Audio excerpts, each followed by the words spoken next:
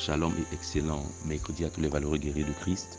Ce matin encore, nous venons rendre toute la gloire à Jésus-Christ de Nazareth, le Dieu Tout-Puissant, celui par qui nous avons la vie, le mouvement et l'être. Aujourd'hui, dans le cadre de prière lumineuse, nous voulons continuer avec la grande thématique, s'examiner pour dépasser ses limites. Et pour cela, nous allons ouvrir nos Bibles dans le livre de Actes, chapitre 7, le verset 31. La Bible déclare, Moïse, voyant cela, fut étonné de cette apparition. Et comme il s'approchait pour examiner, la voix du Seigneur se fit entendre. Bien-aimé dans le Seigneur, il est important de souvent se poser des bonnes questions lorsqu'on fait face à une certaine improductivité, lorsqu'on fait face à certains obstacles, lorsqu'on fait face à une certaine stagnation. Voyez-vous, lorsque Moïse a eu une vision, il a vu le buisson brûler, il s'est rapproché pour examiner.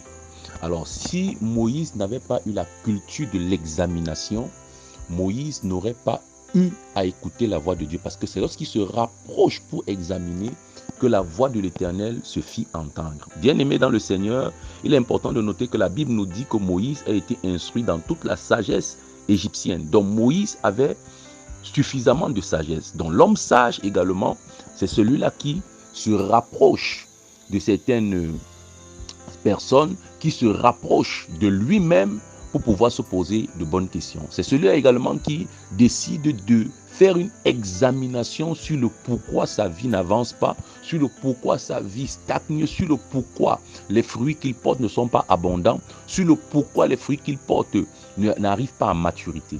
Et le moment est venu pour nous de passer à une certaine étape de nos vies.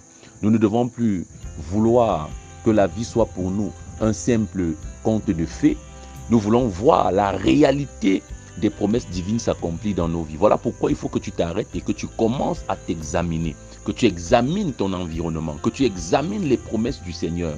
C'est alors que le Seigneur va envoyer sa parole qui va certainement te guérir. Il enverra certainement sa parole pour nous illuminer. Il enverra certainement sa parole pour nous amener à avoir des lumières sur ce qu'il faut faire et sur ce qu'il ne faut plus faire.